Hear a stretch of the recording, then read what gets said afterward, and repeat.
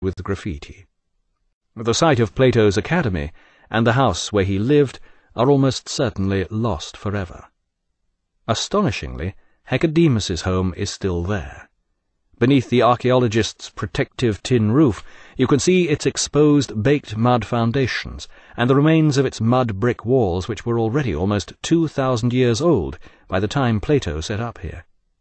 Hecademus seems to have had a knack for immortality.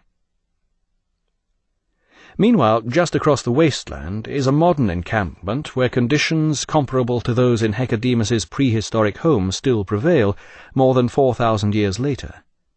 Amidst the cardboard box dwellings and pools of stagnant water, shaven-headed immigrant children play in the hot sunlight beneath halos of flies, while their head-scarfed mothers sit bow-legged among the refuse, suckling naked, dark-skinned infants. What is justice? Asks Plato in his best-known work, The Republic. In this dialogue, he assembles Socrates and a cast of characters for dinner at a retired tycoon's mansion. By the time Socrates takes over the conversation, the company has agreed that there is no point in trying to define justice except in the larger context of society. So Socrates sets about describing his idea of a just society. The earlier dialogues, written by Plato but starring Socrates, are generally thought to contain Socrates' ideas. In the middle and later dialogues, these ideas undergo something of a transformation, and here the ideas put forward by Socrates are perceived to be Plato's own. The Republic is the finest of the middle-period dialogues, and in the course of his prescription for a just society, Plato sets out his ideas on such wide-ranging topics as free speech, feminism, birth control, public and private morality, parenthood, psychology, education, public and private ownership, and much more. Just the sort of subjects you might go out of your way to avoid at any enjoyable dinner party. But the Republic was not to be an enjoyable dinner party, we soon discover, and the society it proposed was not to be very enjoyable either. Plato's opinions on the topics mentioned above are almost all seriously at odds with the opinions held nowadays by all but earnest bigots and the slightly crazy.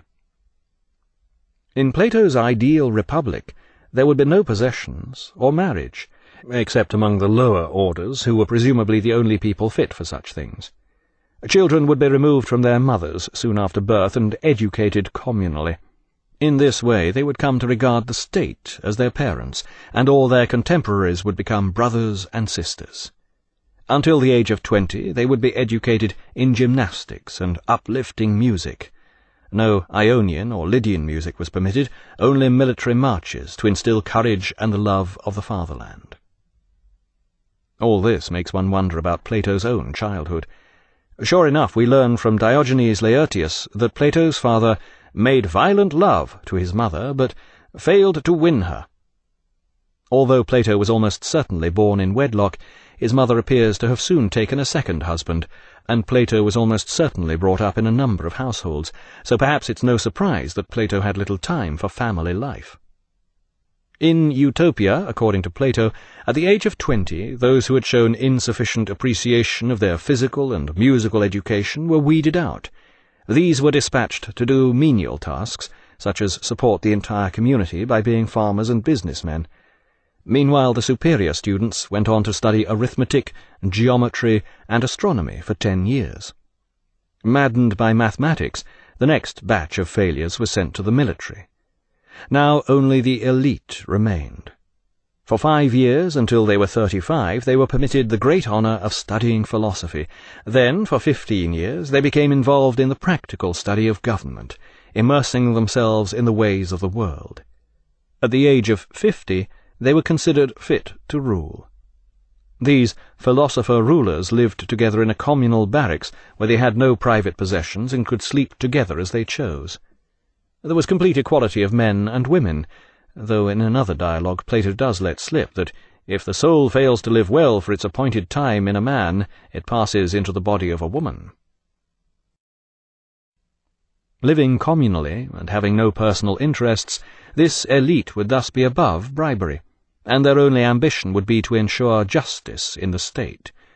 From this lot was chosen the head of state, the philosopher king.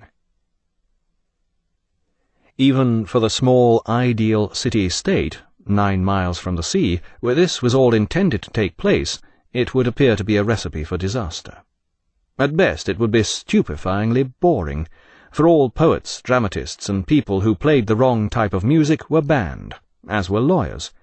At worst it would be a totalitarian nightmare which would quickly develop all the usual unpleasant methods required to maintain such an unpopular regime.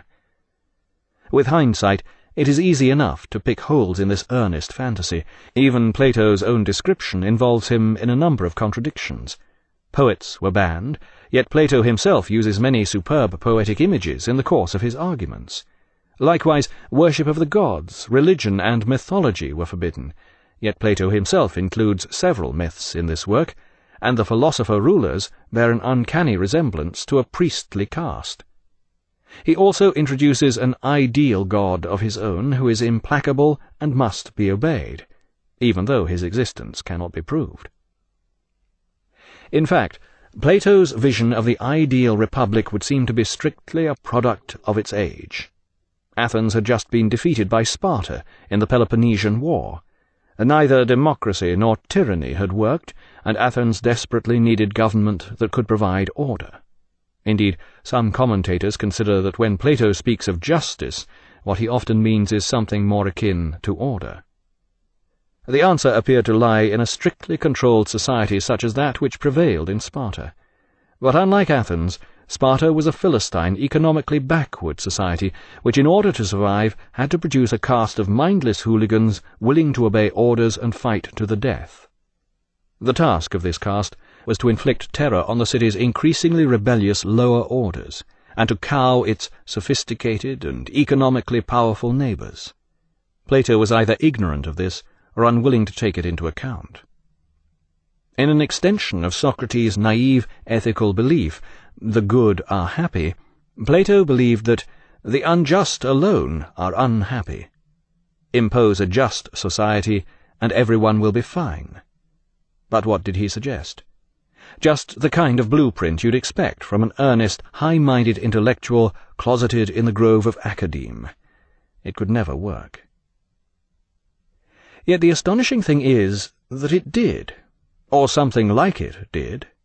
For over a millennium, medieval society, with its lower orders, its military caste, and its powerful priesthood, bore a remarkable resemblance to Plato's Republic. In more recent times, communism and fascism have adopted many of the Republic's essential features. For several years, Plato continued to teach at his academy, establishing it as the finest school in Athens. Then, in 367 BC, he heard from his friend Dion that Dionysius, the tyrant of Syracuse, had died, and that his son Dionysius the Younger had succeeded him. For years, Dionysius the Younger had been kept locked up by his father in order to thwart any ambitions he might have harboured about premature succession. Incarcerated in the royal palace, Dionysius the Younger had spent his days industriously sawing up pieces of wood, constructing tables and stools. According to Dion, this was the perfect opportunity for Plato. Here was the ideal ruler for him to instruct in the ways of the philosopher king. His mind would be uncluttered by other ideas, and Plato could put his theoretical republic into practice. For some reason, Plato didn't find this prospect appealing. Perhaps he was worried about the position of a 61-year-old who arrived to take up residence in the ideal republic. Would he too have to undergo a prolonged regime of gymnastics and military music before he could join the elite? But in the end, my fear of losing my self-respect and becoming in my own eyes a creature of mere words who never put them into practice forced Plato to succumb to the entreaties of his friend, and he set out on the long journey to Sicily. When Plato arrived, he found the court of Dionysius the Younger seething with intrigue. A number of influential courtiers remembered the intellectual dandy from his previous visit, and some of them appeared to have it in for Dion as well. Within a few months, these enemies of philosophy contrived to have both Plato and Dion accused of treason, a frequent pitfall for those who schemed to set up a utopia. At first the carpenter king wasn't sure what to do. Then, fearful of Dion's power, he banished his uncle but refused to allow Plato to leave. He didn't want Plato saying bad things about him when he returned to Athens, he informed the old philosopher. Fortunately, friends soon managed to engineer Plato's escape, and he returned to Athens where his faithful disciples and Dion were waiting for him at the academy. Plato set up here. Hecademus seems to have had a knack for immortality. Meanwhile, just across the wasteland is a modern encampment where conditions comparable. Beneath the archaeologist's protective tin roof, you can see its exposed baked mud foundations and the remains of its mud brick walls, which were already almost 2,000 years old by the time play in the hot sunlight beneath halos of flies, while their head-scarfed mothers sit bow-legged among the refuse, suckling naked, dark-skinned infants. With graffiti. The site of Plato's academy and the house where he lived are almost certainly lost forever. Astonishingly, Hecademus's home is still there. To those in Hecademus's prehistoric home still prevail more than 4,000 years later. Amidst the cardboard box dwellings and pools of stagnant water, shaven-headed immigrant children